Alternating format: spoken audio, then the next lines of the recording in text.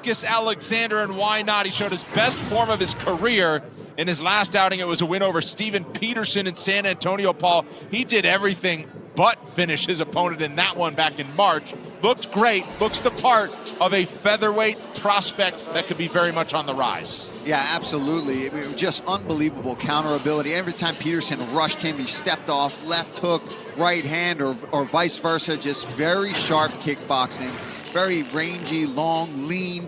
Now, unfortunately, Alexander had an issue with the scale coming in here, so that's something that we haven't seen necessarily from him before. I hope that he figures that out. I don't know what happened. I haven't been able to speak to him since then, but what I can speak to is that the kickboxing of this man is elite with the team that he's also training with in Florida. What's the name of the team down in Florida, Brendan? Fusion XL in Orlando. Tons of grapplers. Tons of really good jiu-jitsu practitioners, so you know that his ground game is constantly being worked on, always evolving. But I think tonight he's going to be able to put that striking on display with Saragih, who's going to try to bring the big, powerful punches. It's going to be a fun matchup right here. Dom, 6 of his last 7 in the win column, 3 wins by knockout. Doesn't have a submission. It's rounding out the skill set, but he is great on the feet.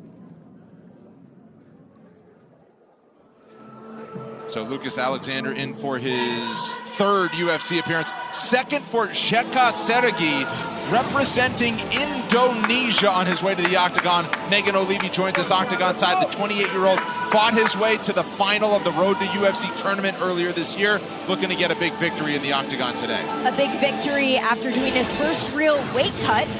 Because that road to the Octagon tournament was in the lightweight division. Today he is competing in the featherweight division. He's told me yesterday that there were times he wanted to give up, but he realized he couldn't, because this is what makes fighters great. It is that sacrifice that pays off. He left his family for 5 months to train in the United States. And when I spoke to him, you could really tell that the end was near. His family is 100% his motivation. That is his main goal, to get back there, but to get back there with a victory. Trained in San Diego, very confident in his coaches like Mark Fiore, but really excited to get back home to Indonesia. Hopes to proudly represent his nation tonight. Today, I should say. Yeah, as Megan said, from the mountain village of 120 families, he says they're impoverished and they've been forgotten. He fights to lift his people out of poverty, to inspire the young kids to get led away from the bad things in life. These are the motivations. And when you have something bigger than yourself that motivates you, that's when you're getting pounded, punched, and elbowed in mount. These are the things that pull you out of those positions. So we'll see if the skill set can follow the heart that he's got moving into this scrap. Familiar with the UFC Apex, where he fought in February, Jeka Saragih set to take on tail of the tape. Both fighters 28 years old. Favorite from Brazil. He also has a 4-inch edge in reach.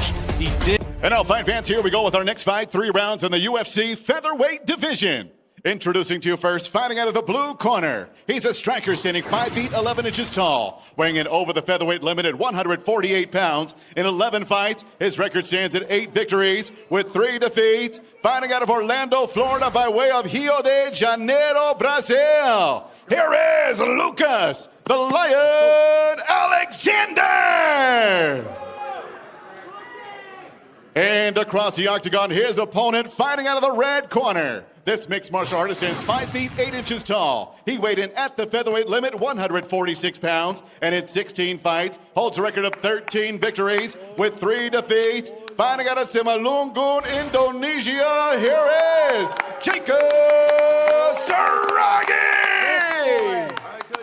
And your referee in charge of the action is Herb Dean. Veteran referee Herb Dean, first time inside the octagon this afternoon for him.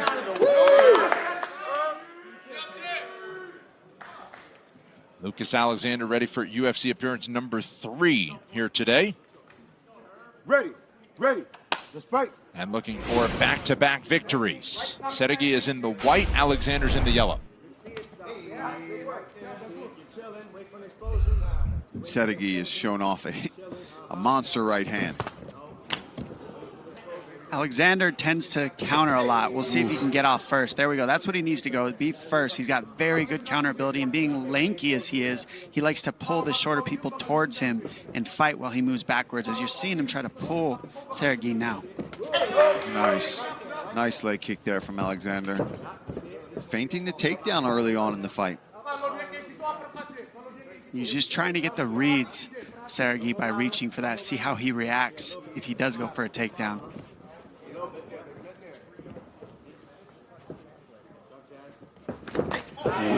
Good 3-2 down the pipe.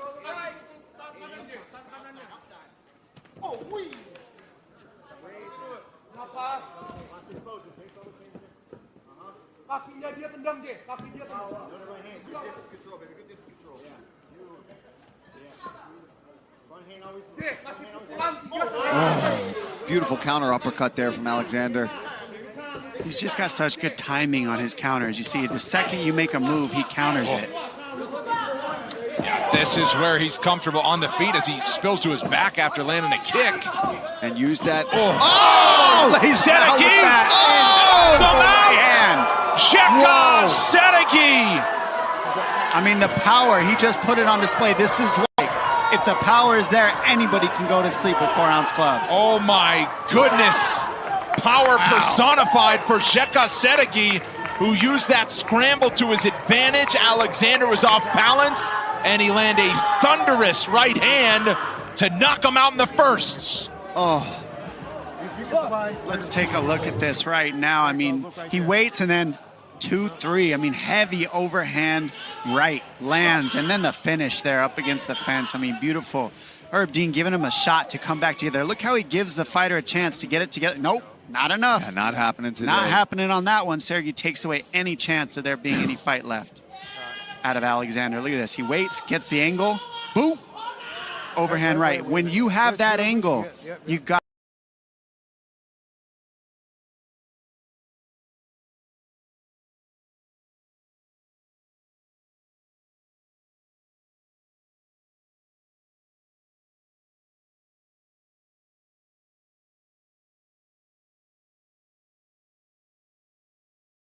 power is there, anybody can go to sleep with 4-ounce gloves. Oh my goodness.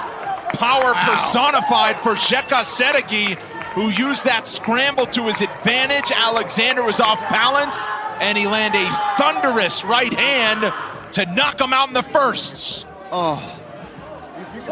Let's take a look at this right now. I mean, he waits and then 2-3. I mean, heavy overhand right lands, and then the finish there up against the fence. I mean, beautiful.